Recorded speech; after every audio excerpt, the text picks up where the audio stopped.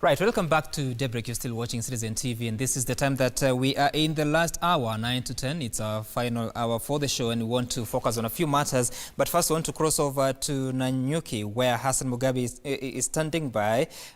He is attending because we understand that the National Counter-Terrorism Center is hosting an international anti-terror conference in Nanyuki to engage players nationally and internationally on modalities to fight radicalization and violent religious extremism.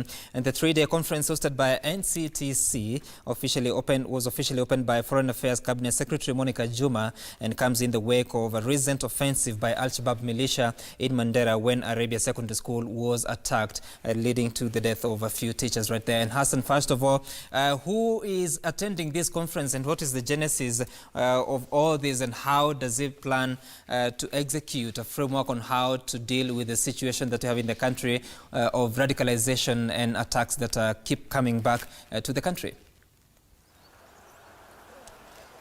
Well, thank you very much, Gituku, back at studio. Yes, as you've rightly put it, we're here in Nanyuki, where the National Counter-Terrorism Center is hosting a three-day conference dubbed Achieving Victory Against Al-Qaeda.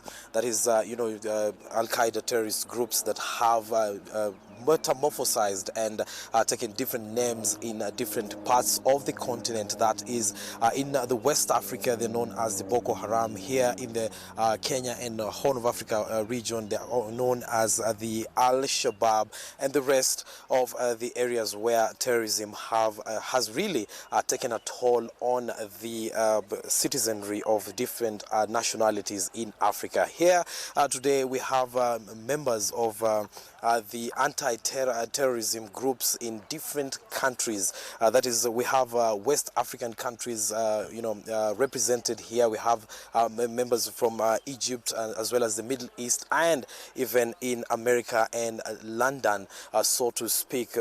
And Monica Juma, the Foreign Affairs Cabinet Secretary, is the one who officially opened this particular conference yesterday, as well as Martin Kimani, the director of the National Counter-Terrorism Center in the country. That is part of the Interior Ministry that is mandated to come up with modalities to fight violent extremism and terrorism in the region. So they are just putting their heads together to sort of come up with a raft of recommendations that, if implemented, will see into it that the youth in the region are not lured into joining terrorist groups. And we spoke to some of them earlier, and this is what they had to say.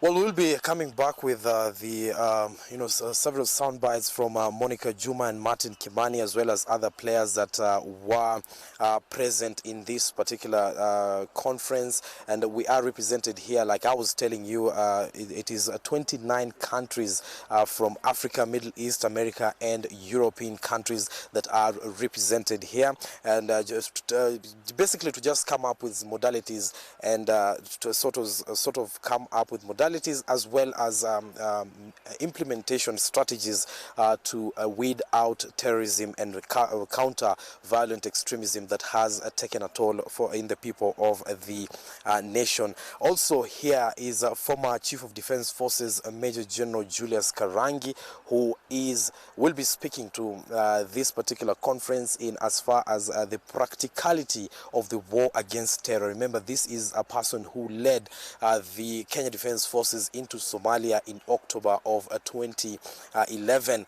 and up to date they are there in what the President Uhuru Kenyatta actually has affirmed the position during the KDF Day that was celebrated on Sunday, saying that we are in Somalia to stay until such a time that the scourge of radicalization will stop taking toll in the country. Remember, some of the areas that have really been targeted by these terror agents and terrorist groups include Kwale, Mombasa, Moyale, Mandera, and Garissa. Those ones are the areas that have the red flag in as far as the number of youth, leaving the country, Gituku, to go to Somalia and other places to join terror outfits in those particular areas. And Hassan, before we let you go, it's been quite a number of years that the KDF has been fighting terrorism in Somalia, but you've still had several instances of attacks within the country. How do these conference attendants or participants assess the gains that have been made by Kenya and the East African region in as far as getting to stem these attacks before they happen is concerned? And are we currently now talking of the threat being more ingrown so that the attackers are from the country, or is it still external? Which is the bigger threat now? Well, the bigger threat right now is both external and internal. Only that the external threat has really been muffled, so to speak, by the AMISOM forces that are in Somalia. Remember, in his statement to the media on Sunday, the National Police Inspector General, through the police spokesman, that is Charles Owino, said that the reason as to why the Kenya-Somalia border, for example, has remained quite volatile is because of the activity and the kind of offensive that is meted out on the Al-Shabaab inside Somalia. So they are escaping towards the Kenya-Somalia border, where there's an enjoyment of relative calm, and it is there that now they are meting out such violence and attacks to the people who are there in retaliation to what is happening to their camps and bases inside Somalia. So that is what they were doing, and this conference seeks to now address that particular area in as far as what Ambassador Kimani was talking about in the soundbites that I'm just about to introduce to you, Gituku, is that he spoke about the involvement of the people, and that is what is going to be some of the take-home points that are going to be taken away from this particular three-day conference involving the local communities in these volatile areas, so that they can act as intelligence in as far as that particular, weeding out of terrorism and terror agents in those areas is concerned. So they spoke to me at length. For example, General Karangi saying that the Al-Shabaab of 2011, for example, is not the Al-Shabaab that is there today inside Somalia, given that they have been degraded in a very, very large scale in as far as economic and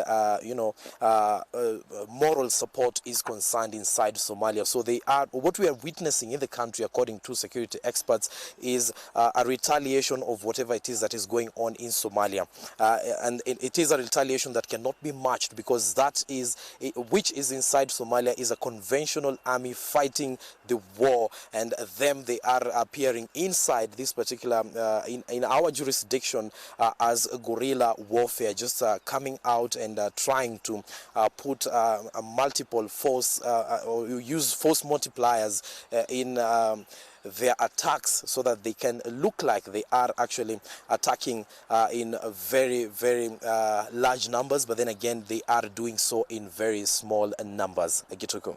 And Hassan, finally, so that I let you go, when you assess, because we've been covering these matters for quite some time now, when you assess the strategy that is being used by the country to fight terrorism, between the soft strategy and the hard strategy, soft here to mean probably fighting against radicalization and religious extremism, and hard to mean strategies like taking the KDF to Somalia, having patrols along the border, building a wall. In your assessment, what works best to protect the country moving forward?